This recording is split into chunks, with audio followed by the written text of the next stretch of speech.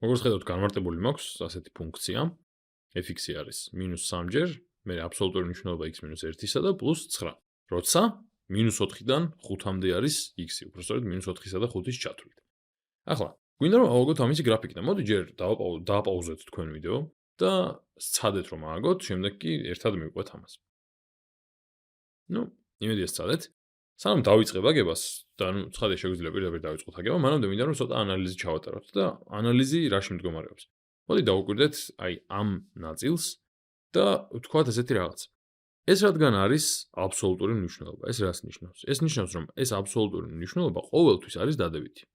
რადგან ეს აბსოლუტური მნიშვნელობა ყოველთვის არის დადებითი, მაშინ მთელი ეს წევრი, რადგან წინ მინუსიან წევრზე გამრავლებული იქნება როგორი? არადადებითი. უარყოფით არ ვამბობ, არა დადებითი. რატომ?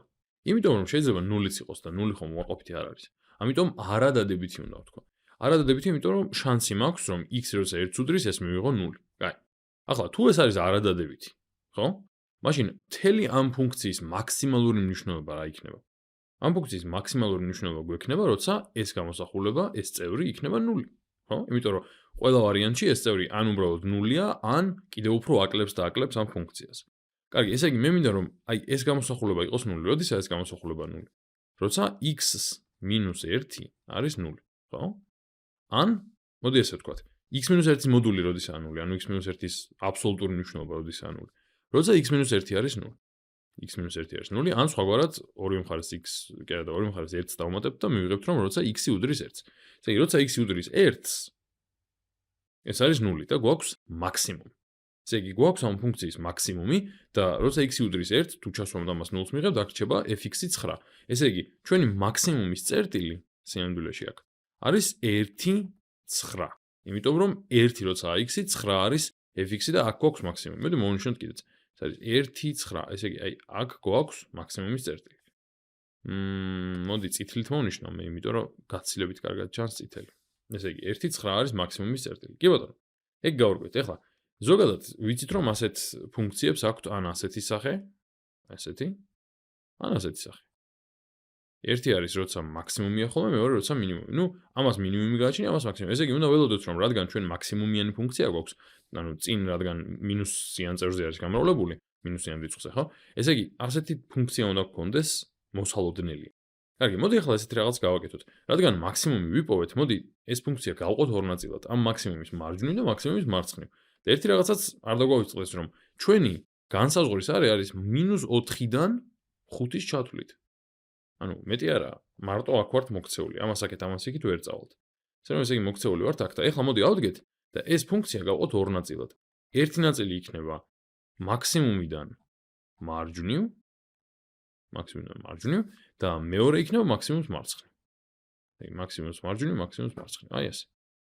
კარგი. ახლა როგორ მოვიცე? მოდი ასეთ რამეს გავაკეთებ, ამ ფუნქციას განმარტავ შემდეგნაირად. რომ ეს ფუნქცია როცა არის 1-დან 5-მდე, მაშინ x-1 არის დადებითი, ამიტომ შემიძლია აბსოლუტური მნიშვნელობა მოვაშორო და მოდი ცოტა გავამარტივებ კიდეც. აღონც მოდი ცალკე გვერდზე დავწერ ამას, აი ზემოთ დავწერ. ეს რა არის არ ვიცი. მოდი დავშალოთ.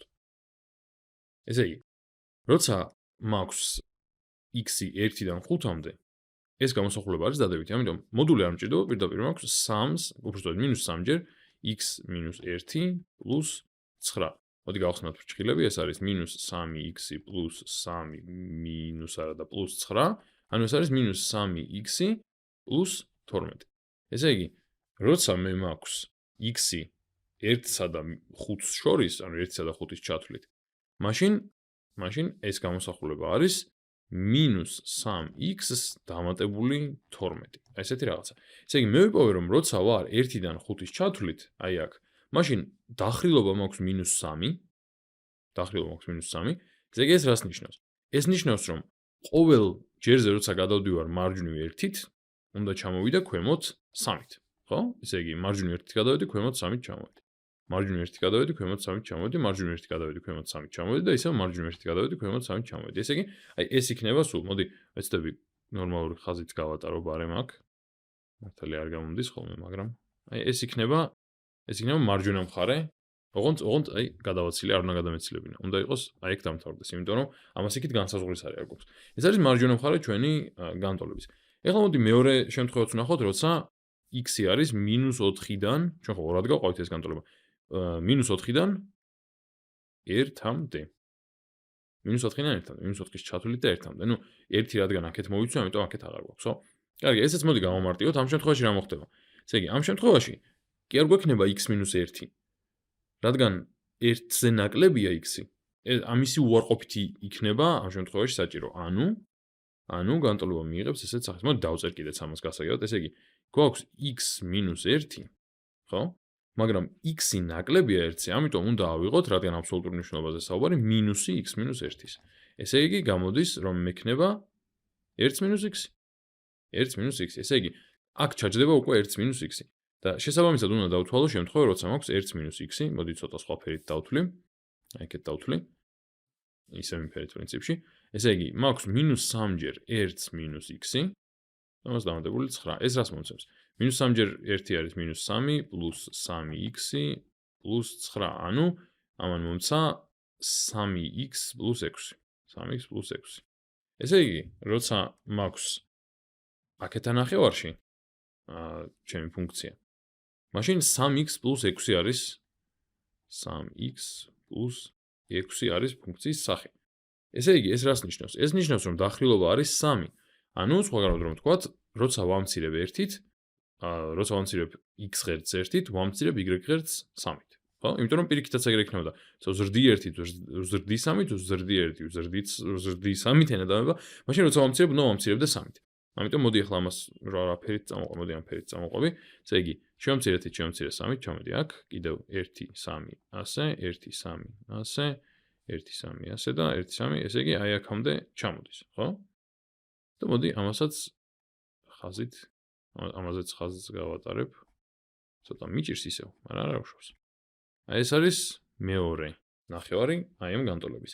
და ეს არის და ეს. ავაგეთ ჩვენი განტოლების გრაფიკი. უბრალოდ დაგჭირდა რომ გვენახა სად აქვს მაქსიმუმი, შემდეგ გავყავით უბრალოდ ეს ფუნქცია და ბოლოს გამოგვიდა ეს. ცხადია შეგვეძლო უბრალოდ წერტილები ჩაგვესვა და მაგის მიხედვით ჩაგვეგო, მაგრამ ესეთი ანალიზი ჩემი აზრით უფრო ავითარებს ესეთი რაღაცების გაგებასაც და თან, ნუ რაღაც შემთხვევებში უფრო სახალისოც.